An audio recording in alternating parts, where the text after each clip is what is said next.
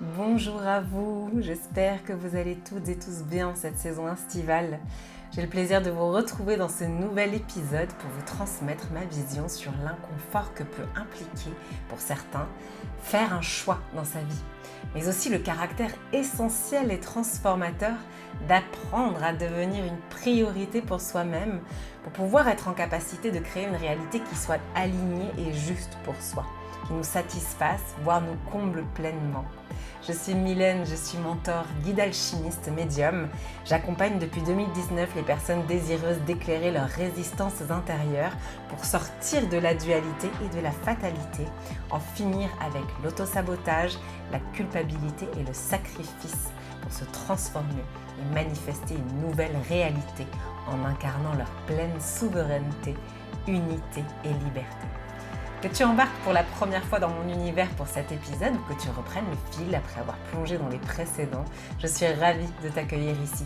Si tu cherches à élever ton regard et ta conscience sur qui tu es, à éclairer ce qui dissonne en toi et autour de toi pour parvenir à embrasser en confiance le changement auquel tu aspires actuellement et ainsi manifester une réalité depuis ton unité et ta liberté retrouvée, alors tu es ici au bon endroit. Installe-toi confortablement, on commence maintenant.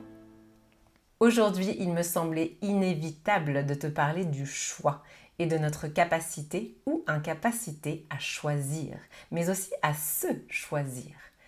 Nous traversons actuellement de grandes césures, de profonds passages et de subtiles, voire éprouvantes transformations intérieures qui invitent chacun, chacune à chercher et à trouver la justesse d'un nouvel alignement en soi. Ce qui, bien entendu, nous amène à redéfinir les contours de nos relations depuis ces nouvelles perspectives intimes et personnelles qui reparamètrent en un sens nos boussoles intérieures. Je me rappelle que petite, lorsque ma mère m'amenait faire les magasins pour renouveler ma garde-robe, j'avais toujours du mal à choisir entre plusieurs vêtements. Elle râlait souvent du temps que je prenais à évaluer chaque option tout en restant indécise, alors qu'elle partageait souvent de façon assez catégorique son point de vue pour trancher une bonne fois pour toutes et en finir avec ces moments qui lui étaient lourds. De mon côté, je ressentais une grande pression, car je savais déjà que je serais plus lente qu'elle à choisir, et en même temps, c'est comme si en moi, la dualité m'empêchait de me positionner en choisissant avec clarté.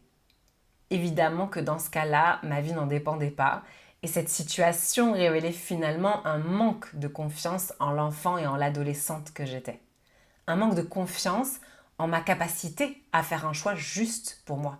Un choix que je ne regretterai pas, sur lequel je n'aurai pas à revenir, éventuellement hanté par certains critères que je n'aurais pas pris en compte au moment crucial du choix en question.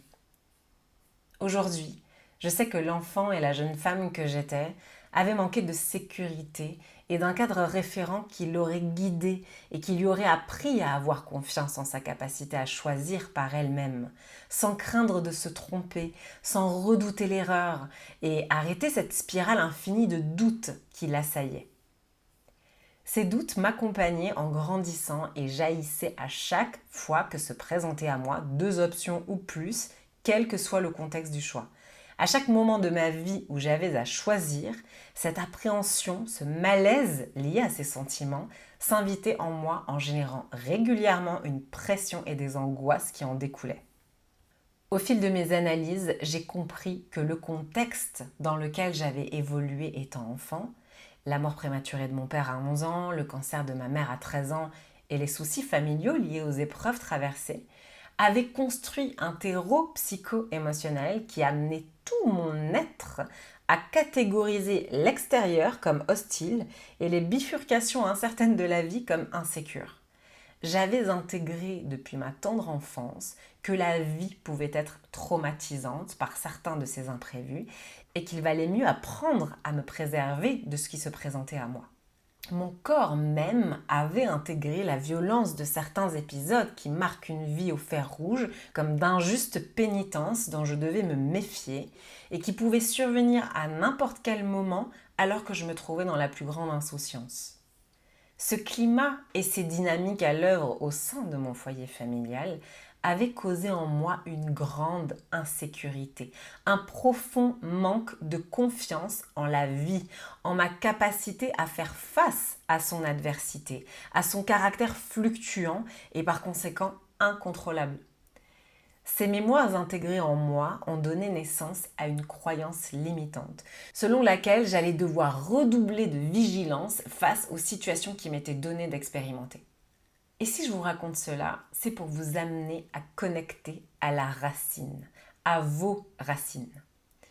Toute difficulté, tout blocage, toute incapacité ressentie à l'heure de se positionner dans la vie, au moment de faire un choix plus ou moins décisif, tient son origine à un contexte, à des mémoires héritées ou vécues, à des sentiments malaisants ou traumatiques qui ont édifié en soi la base d'un terreau où règne le manque de confiance, l'insécurité et la faible auto-estime. Cette structure intérieure est celle qui conditionne l'individu et l'amène à douter, voire redouter le moment d'un positionnement franc ou d'un choix catégorique, pourtant nécessaire à une étape donnée, voire inévitable si l'on souhaite avancer. Et comme si ce terrain n'était pas suffisant, je partage avec vous un fait qui peut faire trembler plus d'un individu parmi nous qui peinent déjà à faire leur choix. Choisir, c'est renoncer. Il s'agit d'un fait, ni positif ni négatif, c'est une réalité pour toute personne. Choisir, c'est renoncer. Et si je n'ai pas appris à faire confiance en mon libre arbitre, à ma capacité à sentir, à juger et à opter pour ce que je considère à un instant T comme la meilleure option pour moi, alors tout en moi me fera redouter, éviter ou saboter le moment d'un choix. Ce choix qui, de manière parfois incompréhensible et inexplicable, pourra être appréhendé comme inconfortable ou pressenti comme une sentence radicale, voire une question de vie ou de mort, si je ne suis pas remontée à la source de mes appréhensions et selon l'association qui va s'opérer au niveau de mon subconscient entre ce qui est véritablement en jeu dans le présent et ce qui a pu me marquer de façon inconsciente par le passé. Et je me souviens qu'à l'époque, ma pratique et ma formation professionnelle en qualité de monteuse audiovisuelle et cinéma m'a confrontée à l'origine de cette insécurité qui me faisait toujours profondément et longuement douter à l'heure de faire un choix. Pourquoi ? Parce que sur un banc de montage, pour réaliser une vidéo ou un film, je vais devoir visionner une quantité plus ou moins importante d'images et de sons ayant été tournés pour extraire et donc choisir parmi cette matière les moments qui m'apparaissent comme ceux méritant d'être assemblés sur la timeline pour composer la vidéo ou le film final. Lorsque j'étudiais le montage, il m'était très difficile de choisir et donc d'avancer dans un montage audiovisuel car mon regard analytique et donc mon prisme cérébral trouvait des qualités et des défauts partout. J'avais toujours une raison de retarder une sélection. Et c'est sur le terrain, en apprenant à suivre mon intuition, lorsque je ressentais un élan évident à tourner depuis telle ou telle perspective, tel ou tel sujet, que j'ai saisi ce qu'était que de suivre le flot, retrouver le plaisir de danser en confiance avec la vie et ce qu'elle m'amenait à traverser à un instant T. De la même façon, lorsque je visionnais ensuite au moment du montage ces images, tournées de façon organique et intuitive, je remarquais que s'en dégageaient des émotions singulières qui faisaient toute la différence. Certains moments de grâce même m'amenaient alors à faire un choix évident à l'heure de sélectionner tel ou tel extrait pour l'inclure dans le montage final. Ce que je veux vous dire par là, c'est que la vie va nous offrir l'expérience de situations parfaites pour nous amener à transcender nos peurs, ces appréhensions et ces blocages qui, à ce jour, nous limitent et nous empêchent de nous positionner pour avancer. Et s'il existe inévitablement une origine aux mémoires intégrées en soi, qui nous amène à redouter le moment d'un choix, de multiples occasions nous sont offertes au quotidien d'opter pour continuer d'éviter ou de saboter une prise de décision, ou alors d'éclairer ce qui nous paralyse et nous maintient dans la zone inconfortable de l'indécision et du non-choix. Donc oui, choisir revient à renoncer. Mais à mon sens, il n'y a aucune fatalité à cela. car choisir revient à donner un cap, à ouvrir une voie. En renonçant à un chemin, à une situation, à une personne, à un projet, j'opte pour une alternative qui m'appelle, qui me semble à ce moment-là la plus juste, la plus cohérente, évidente pour moi et ce que j'aspire à réaliser et à manifester. Selon les personnes et leur vécu, l'impact de nos mémoires psycho-émotionnelles et corporelles inconscientes intégrées en soi, nous aurons besoin de plus ou moins de courage à l'heure de faire un choix. Nous redéfinirons avec plus ou moins d'aisance et de rapidité l'orientation du chemin que nous souhaitons dorénavant emprunter. L'important à mes yeux, pour se préserver et par amour pour soi, est d'éviter de rester trop longtemps dans l'indécision, pour minimiser et stopper ces effets indésirables sur la psyché. Je parle des ruminations mentales constantes, de l'augmentation des obsessions, des dialogues intérieurs négatifs qui nourrissent le manque de confiance en soi et en sa capacité à choisir par soi-même. Plus je me sens bloquée et je tarde à choisir, plus je vais gamberger et me juger moi-même de ne pas être capable à me positionner avec clarté. Je peux ainsi culpabiliser tout en me dévalorisant et ainsi nourrir par mes propres formes de pensée toutes les croyances intérieures qui me limitent depuis qu'elles ont germé en moi. Et c'est le serpent qui se mord la queue. J'avais aussi envie de te parler de cet apprentissage qui a été pour moi à la fois très délicat, bouleversant et transformateur, qui est de se choisir soi-même. Apprendre à devenir moi-même ma priorité, là où j'ai eu comme modèle des ancêtres féminines et une mère qui avaient intégré l'habitude de passer en second plan, de penser, de considérer et de prioriser l'autre, ses besoins et ses envies, face à celles qui en elles restaient non comblées et alimentées en leur fort intérieur des parts frustrées. Pour moi, tout est lié. Lorsque je ressens que ma réalité actuelle, une situation, une relation, un travail, une dynamique relationnelle, un lieu de vie peut-être, ne me correspond plus. Lorsque je commence à sentir que j'aspire à autre chose, que je me reconnecte à certains désirs, à des élans, à des envies, à des besoins qui ont trop attendu et auxquels je n'ai jamais véritablement ni entièrement répondu. Alors, si je choisis de redéfinir le cap de mon existence présente, c'est bel et bien à mes yeux le plus beau geste de considération et d'amour que je peux m'adresser à moi-même. Oui, car opérer une réorientation là où je sens que ce que je vis dissonne, me frustre ou me fait m'éteindre à petit feu, revient à me choisir, à honorer la personne que je suis, ainsi que mon ambition, mes rêves, ma vision. En faisant un pied de nez au manque de confiance et au manque d'auto-estime auquel je faisais tout à l'heure allusion, pour choisir de nourrir la confiance en ma capacité à choisir pour moi ce qui est bon, depuis un espace clair d'auto-reconnaissance de moi-même et de mes profondes aspirations.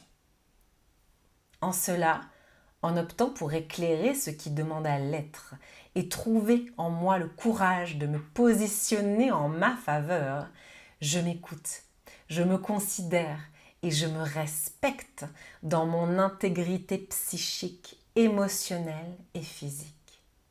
J'opte alors pour mettre fin à une dynamique identifiée consciemment comme contre-productive, voire nocive pour moi, par l'autosabotage, la culpabilité et le sacrifice qui occupent mon espace intérieur et parasitent ce que je manifeste, pour choisir la voie, bien qu'incertaine et floue parfois, d'une amélioration désirée qui apaise et libère le corps, le cœur, l'âme et l'esprit. Ne nous blâmons pas, donc, pour toutes ces fois où nous avons redouté et évité d'avoir à choisir, où nous avons pu remettre notre pouvoir personnel et la responsabilité de nos propres choix dans les mains d'une autre personne. Reconnaître ces dynamiques d'auto-sabotage et nos tendances à fuir ce qui génère en soi un profond inconfort, ou la réminiscence de mémoires inconscientes douloureuses, est bel et bien le début d'une mise en lumière consciente de la racine. Et c'est précisément en osant partir à la rencontre de ce que l'on a pris l'habitude de redouter et d'éviter pour en éclairer les causes que nous trouvons sur ce chemin les précieuses clés de notre transformation intérieure, de notre libération psycho-émotionnelle. Je souhaite de tout mon cœur que ce nouvel épisode t'ait plu, t'ait apporté et t'ait inspiré peut-être. Si c'est le cas, je te remercie de te manifester en retour. Par un commentaire par exemple, si tu ressens l'élan de nous partager ta vision en retour, en offrant au podcast une note pour contribuer à sa diffusion auprès de personnes qui pourront ainsi également bénéficier de son contenu. Si tu souhaites être notifié de l'apparition des épisodes à venir, pense à t'abonner et partage autant de fois que tu te sens inspiré de prénoms qui viennent à ton esprit en écoutant Ose ta transformation, car ton partage pourrait bien prendre la forme d'une main tendue à une personne qui en a besoin et pour qui l'écoute de ces épisodes sera l'espace d'un précieux déclic. Si tu souhaites découvrir autrement mon univers, tu peux visiter mon site internet dont le lien est dans la description du podcast. Je te souhaite une lumineuse semaine et je te dis à dans 15 jours pour un prochain épisode. Très bel été à toi!